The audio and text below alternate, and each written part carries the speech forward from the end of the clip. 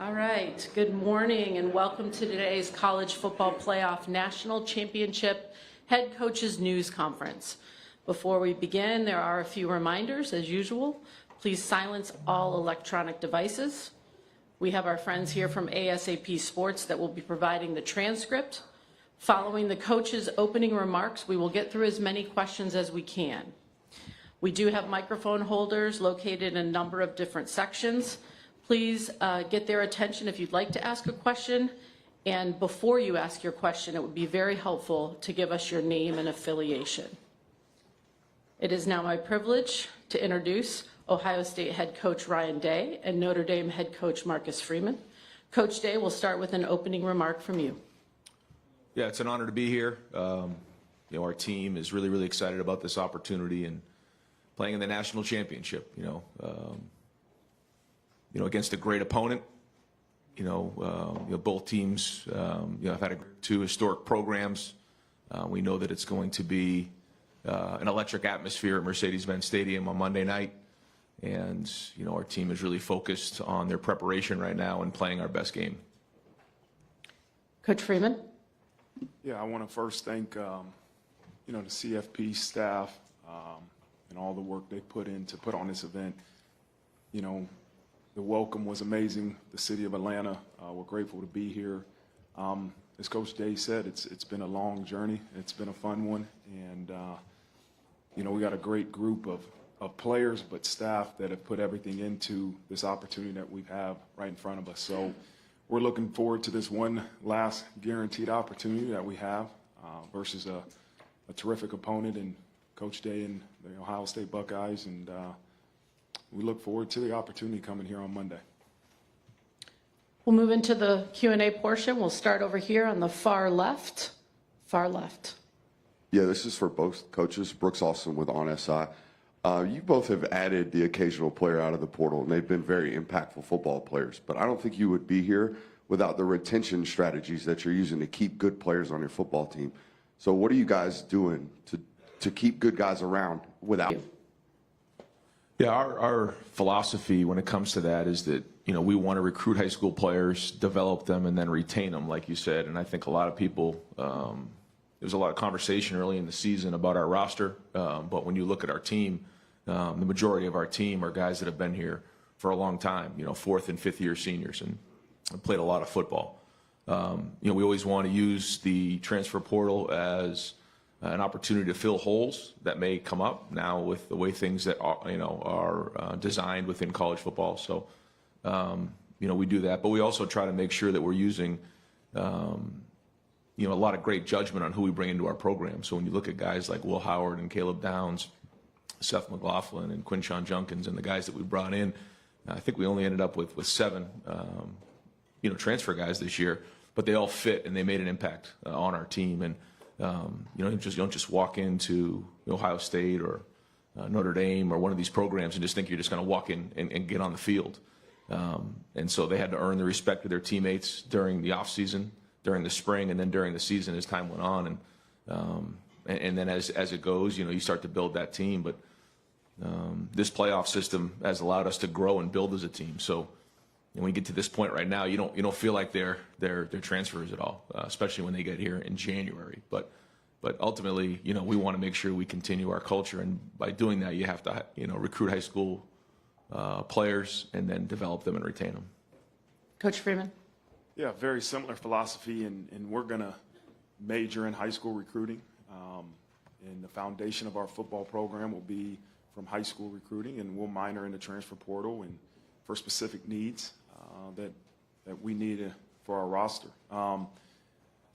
It's not an easy answer to say how you keep young people a part of your program.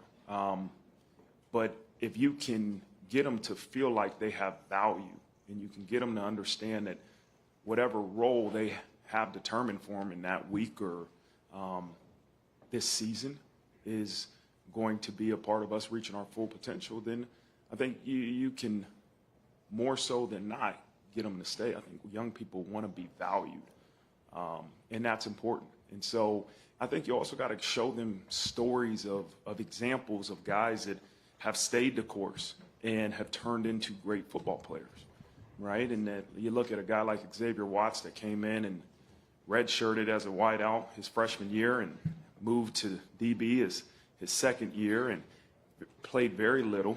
And then his third year, his first year starting was just okay. And then his fourth year, he wins the Bronco Nagurski Award. And so you have that ends up starting a corner. And so everybody's journey is different. And I think if you can convince them to understand that, hey, your journey is your journey. Don't compare your journey to his journey. That's hopefully a way to get young people to stay. We're going to stay on the far left side, first row. Joe Nugent, NBC4 Columbus. Question for Ryan. So many Buckeyes from the state of Georgia. How important has it been to building the program? Well, Georgia has great football, and we want to be able to first build our foundation from us, but we also want to recruit nationally. And Georgia has really, the last decade or so, continued to build and grow and develop young players. And it's great to see our guys come back to the Atlanta area. Most of our guys who were on the roster from Georgia are from the Atlanta area. And, when they saw that the national championship game was in Atlanta from the jump, they were excited about that opportunity if it arose and we reached this game. So they're excited. A lot of chatter in the locker room about going back to Atlanta, and they'll have a lot of friends and family here. Come back over here. We've got second row, about halfway through.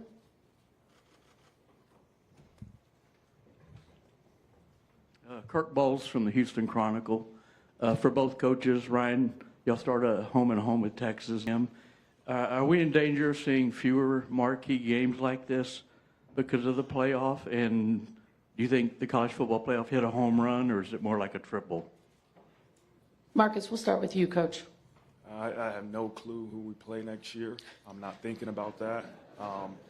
And I really don't have a strong opinion right now on the playoff structure.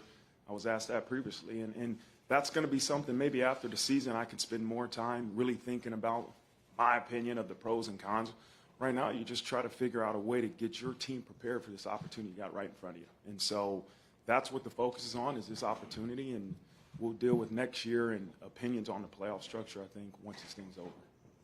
Coach Day. Yeah, agreed. I think there's a lot of things we're learning about this structure, what comes with it, and those are all great conversations for after the season. I do think that, playing some of those games during the regular season, though, allows you an opportunity to learn.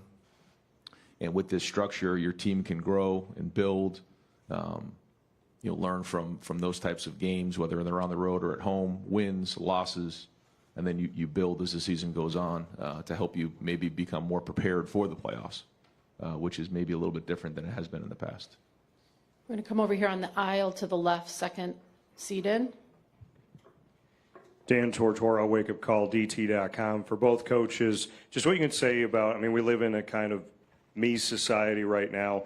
The we in your team, obviously, to get to where you are right now with the NIL, with the transfer portal, and everything going on. Just what you can say about the culture of both of your programs and how you've created a we in this me society. Coach Day. Yeah, first off, I would say that, I think as coaches, we get too much of the attention a lot of times.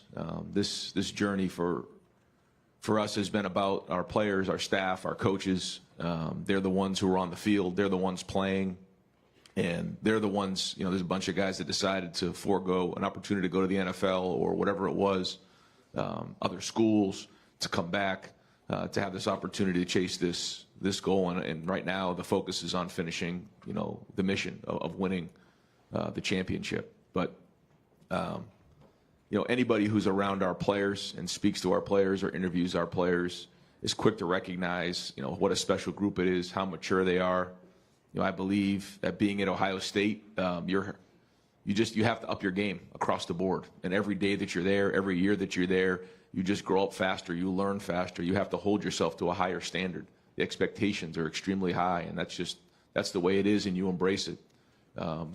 But this group has been through quite a bit of ups and downs and twists and turns along the way, and each individual player has their own story about where they're at right now, just like Coach Freeman was talking about. Each guy has their own journey But then also as a group, they've had their own journey. Each class has had their own journey. The senior classes got a great story to tell. But like I've said before, those stories are not told unless you win it.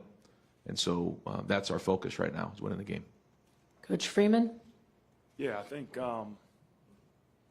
very similar to the answer I said earlier. It's, the ability to make sure everybody feels value is so important, right? To people to commit to something bigger than themselves, they have to feel like their determined role is important. And then they have to make a choice that no matter what, us achieving team glory is more important than what I want as an individual. I think it's a choice that every coach, every player, every person in our football program has to continuously make. But I think if they can see the value they have in us achieving our ultimate goal of team glory, and then they're more than willing to continue to give everything they have to the program. And so I think it's an everyday message, it's an everyday constant reminder, and it's an everyday choice that we all have to make. We're going to come to the other side, halfway through the middle here.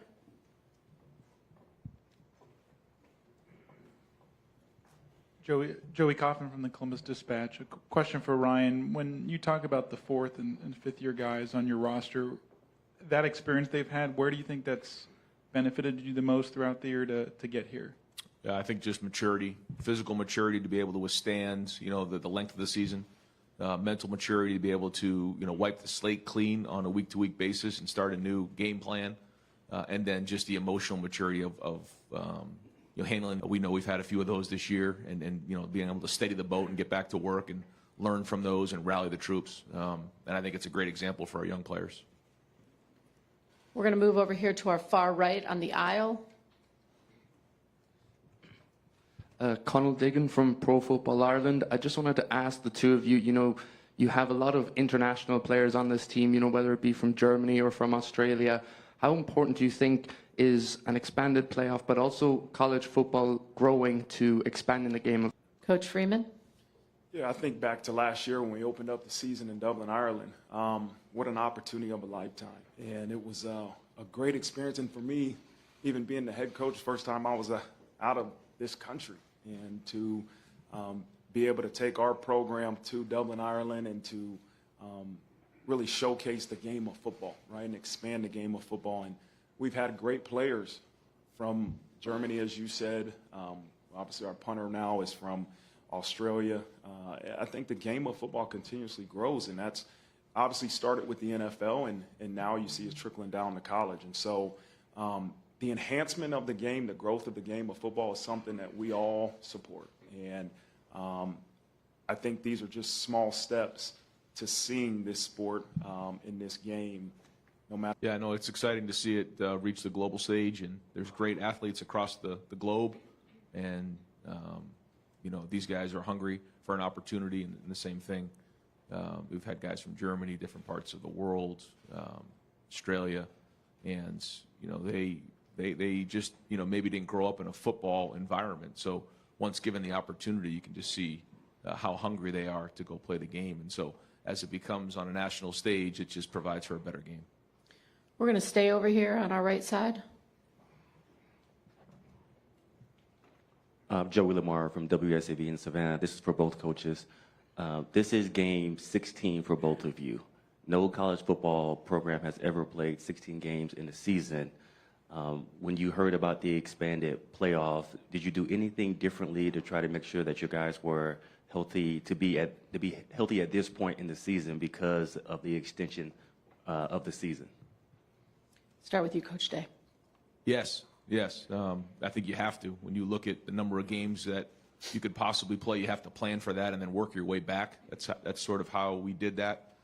We started at the end of the season and then worked our way back. And so there was a lot of things that we put in place to try to help with that.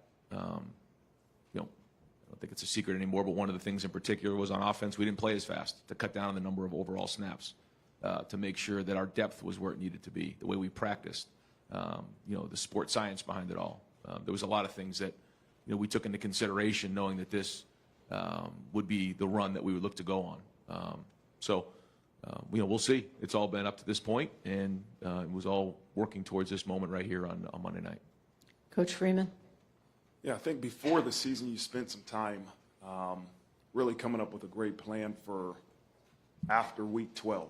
For us, we knew there was no chance of us having a first-round bye, so we also knew that we weren't going to play in the conference championship, so we had to maximize those 2 weeks, week 13 and really the week before the first round of the playoffs. And so that was something we spent some time doing, and then as you got to that moment, it was about preparation. You had to prepare for the opportunity to play 4 games. It wasn't like a bowl game where you picked your approach to the next 4 opportunities, even though you didn't know if they were guaranteed or not. And so I think each week you kind of get with your sports performance team and have some discussions and make a plan for what you feel your team needs physically and mentally for that week. And it's worked pretty well for us, and we got one more opportunity to see how well we prepared. I'm going to come to our left now, right in the front row. Tyler Horka, Blue and Gold Illustrated. Coach Freeman, obviously so much made of your crossover, having played at Ohio State, and James Laurinaitis, that angle is there as well. But Al Washington is also a guy that has that crossover. I'm curious what he's meant to your program, and Coach Day, if you could also comment on his time at your program as well. Yeah, the first part of your question about, relationships and my time at Ohio State, yeah, that's, friendships are friendships. That doesn't matter where you're coaching or who you're coaching with. Like, friendships are friendships. And James isn't the only guy that's in the Ohio State program that I have a friendship or relationship with. And everybody knows where I went to college. But as I've continuously said to our program and everybody around our program, is that this opportunity is about this opportunity. This isn't about where I went to school. This isn't about the last 2 times we played Ohio State. This opportunity is about this opportunity, and we got to make sure we focus on that, because this opponent is this current opponent. It's not the last 2 that we faced, and it's going to be a great challenge. As far as Al Washington, he's been a tremendous asset to our staff. We had the fortune to work together at Cincinnati for a year before he left. And I knew him before that, and so I know the type of man he is, but also the type of coach he is. And he is a developer of young people. He's done a really good job of recruiting and developing. Yeah, first off, everybody at Ohio State, you're there, and certainly have a lot of respect for, what he's done in his coaching career and what he's doing. He's a tremendous coach and does an unbelievable job. And, I know James and his friendship goes back a long way, and like Marcus said, it really has nothing to do with this game, but I know that they're very close. In terms of from Al Washington, Al played at Boston College when I was a GA, and my first opportunity to be an offensive coordinator at Boston College, he was the running backs coach. We met at a Dunkin' Donuts, and Al never knew anything about coaching running backs, and I sort of talked him into becoming the running backs coach, and he said, I don't know anything about coaching running backs. I said, well, we're going to sit down and figure it out. Here, the first thing you got to do is figure that out. Then we went into pass protection. And then that year, Andre Williams, his running back, became the Doak Walker Award winner that year at Boston College in 1 year. And it just went to show you that it didn't really have anything to do with the position. It was his ability to motivate players, his passion for recruiting, his energy. His wife, Melissa, is great, and I have nothing but unbelievable respect for Al Washington. We're going to go back over here in the middle to our right. These are 2 traditional historic programs from similar parts of the country. Do you feel like there are any similarities between Ohio State and Notre Dame and how you guys go about your business and the success that these programs have had? Start with you, Coach Day. Well, similar to what Marcus said, I really don't think that any of those things really have anything to do with what's going to go on Monday night. That first off being said, I mean, this is an excellent team that has just found a way to win week in and week out. They, I think they have over 140 points off of turnovers. They play great in all 3 phases. You talk about offense, defense, and special teams. I mean, these guys are really good on special teams. They keep you on your heels all the time. I mean, they fake punts, they fake field goals, they find different creative ways to get guys in the game. They've done onside kicks, they've done reverses on kickoff return. I mean, they're very, very good in all shooting and making sure that we prepare for this game. Not the fact that it's Ohio State versus Notre Dame. Nothing in the past matters, and nothing moving forward matters. I think, though, to answer your question, Doug, the fact that these are both Midwest programs, large, fan base, alumni base. Have an opportunity to recruit nationally. I think there's a lot in common there, and certainly everybody on our program has a lot of respect for Notre Dame. Coach Freeman. Yeah, when I think about the similarities, more than anything, I think the expectations that both programs have for each other, right, and for themselves. I'm sorry. Every season you go into the season wanting to be national champions, and obviously Ohio State has achieved that goal in more recent years than we have, but those are the expectations to be at the mountaintop, and I think there's not a tremendous amount of programs that can truly say that every year, and I think that's part of the reason why we're both at these places. We want to be a part of a program that every year has expectations of being the best, and they're willing to do whatever it takes to try to achieve that result. And the other thing, I hope that we continuously do it the right way, right? And that I know Coach Day and a lot of people on his staff that have integrity and do things the right way, and it's about building young people and helping them grow, helping them be better individuals because of the time they've spent with us. And I think that's important, is that you can aspire to win national championships every year, but you can also make sure that the young people you're leading are better because of the time they spent with you. And I think that's a reflection of both football programs. We're going to move over here to our left-hand side, second row. Hey, good morning. I spend each week on paper games. I don't want to call tape or film, but how much time would you say your players spend watching game tape? And is it as important or less important than it's ever been? Start with Coach Freeman. I don't know the exact hours, but there's a tremendous amount of time spent watching film. That could be with coaches and without coaches. That could be in the football facility or at home. And yes, it's more important than ever to watch film. And I'm a firm believer in that, in the preparation. There's only so much you can do physically. But mentally, I think there's always a nugget you can grab as you prepare and watch film. Coach Day. Agreed. Each guy is different. I say it all the time. Each unit is different. What is your root self? 5, 10, 20, 30, 50? But the more film you watch, eventually you find something. You get a stop, you find a little tip that may just help you get that 1 inch. You think about, some of these games, it can come down to one play, right? And so that's what it is. And having the discipline late in the season to be able to watch, all right, let's put the film on, watch 1 more hour of film here. And that's, for young players to understand how important that is and how that can help you win the game. We're going to move back over here to the right-hand side aisle. Charlie Clifford, NBC Cincinnati. It's a speech that every coach dreams of. For both of you, if you could describe the preparation and emotion that will go into your pregame address tomorrow night. Coach Day. Well, I think for us, the playoff has been a natural kind of ramp up to this game and has allowed us an opportunity to get into a routine. And I think when you start to make it bigger or change what you've done over the last and focus on our execution. And there'll be plenty of motion to run around on Monday night. And so, I think that there's a back and forth of recognizing what's at stake, but also just making sure we recognize the fact that it's about our execution on the field.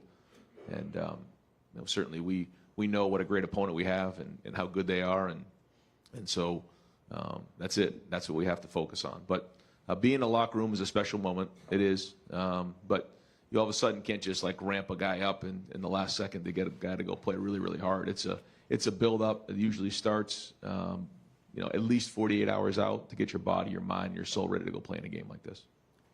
Coach Freeman. Yeah, it's probably the last thing on our minds. That what we're going to say to them pregame is going to help them win the game. So much goes into preparation.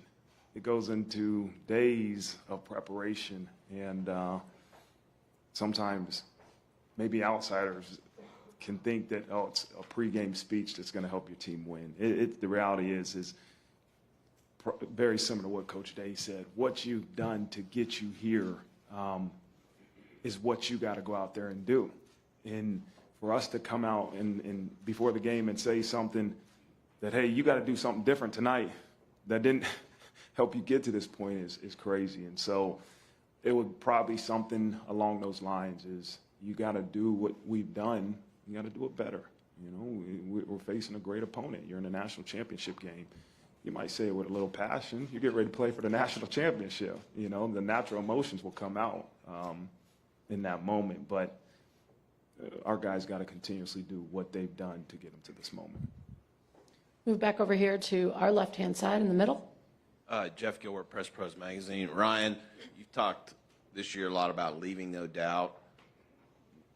That mentality that you're trying to get into your team to buy into or have bought into, what's behind that thought, and how do you feel for you? Why are you talking that way? And then how do you feel like that's helped your team?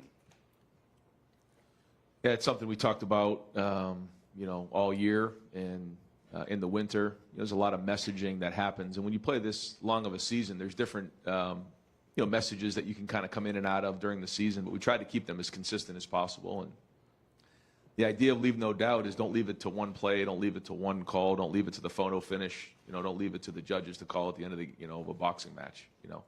And that's it. Not that that's easy, but that's the reason behind it. All right, we're going to come over here on our right-hand side. Ashley Adamson, Big Ten Network. Riley Leonard made the point that the last two teams standing are also the two teams that have been the most outspoken in their faith this season, and I just wonder if each of you could offer some perspective on what you've seen from a cultural standpoint and how that's had an impact on both of your seasons. Start with you, Coach Freeman. Yeah, I think, when you're at Notre Dame, faith is something that's openly talked about, obviously being at a private Catholic university. And amongst our football program, it's promoted. And I'm not saying you have to be Catholic. We're saying we want our young people to grow in their faith. And when you have a leader like Riley Leonard that is very outspoken about his faith and is very intentional about putting together Bible studies and helping his peers grow in their faith, I think it's big. It's huge. It promotes a culture where you're comfortable as an individual seeking out ways to grow in your faith. And so I'm a believer, and I have a strong faith, and that's my personal opinion and beliefs. But I think we have a team of leaders that do a really great job of promoting and helping young people grow in their faith. Coach Day. Yeah, I had an opportunity to be at Boston College for 9 years and experience, what that was like and what a Jesuit education and seeing what that's like on a daily basis. All three of my children were baptized there. But then going to Ohio State and being at a state university, it's a different experience. But it's been amazing to watch this team grow spiritually. And I just think those three pillars of your body, your mind, and then your soul and spirit. And, we have Bible studies and reflections that, we have that we'll have folks come in and speak at, and we have been, for a long time. But then also, seeing our players lead them, in those moments. But then there's to see a bunch of guys in a room together that, we didn't even know about, that they're having a Bible study talking. And, the impact they've made on our community. Come right down here on our left. Pete Byrne, WSBT, for Marcus Freeman. Coach, we've heard you talk about guaranteed opportunities throughout the year, and then as you switched to the playoffs, it was 60 minutes to earn another 60 minutes. And then this week, finally, you said, we've reached our final opportunity. So I'm curious to you, what does it mean to have maximized your opportunities this season? And then furthermore, what would it mean for you to watch you guys deliver? The gratitude I have to be on this journey with not just the players, but with all the coaches and the staff, the men and women that are involved in our program, and the efforts they put into us being in this position. When I think about this last guaranteed one, we started the season talking about reaching our full potential, and we got one guaranteed opportunity to do that. And let's continuously put all the work we can in these last 48 hours or however many hours we have left to prepare for this moment, and then go play. Go play. You got a chance to play in the national championship game, and enjoy the opportunity. It's going to be a difficult one. We know that. But listen, go out there and enjoy it, and don't let the things outside of those white lines affect the way you play. Right? And that's probably what's most important. And but I'm grateful for this opportunity and looking forward to it tomorrow. Coaches, we're going to move into the photo opportunity. If you guys could stand on either side of the trophy. I would ask our friends in the front to please stay down. We are going to let our cameras in the back have the first opportunity, and then we will move to you, I promise.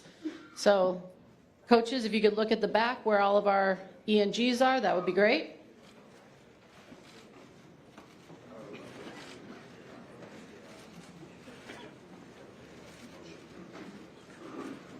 Everybody good in the back? All right, let's move down here to the front to our handheld cameras. As we finish that up, I would respectfully ask for everybody to stay seated as we allow our coaches to head out for their next opportunity. And once they leave the room, everybody will have a great day. All right, thank you. You're going to go that way. Again, give us a minute.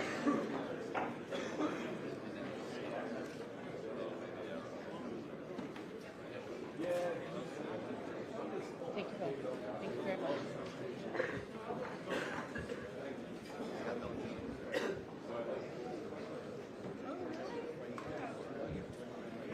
All right, now everybody can go have a great day.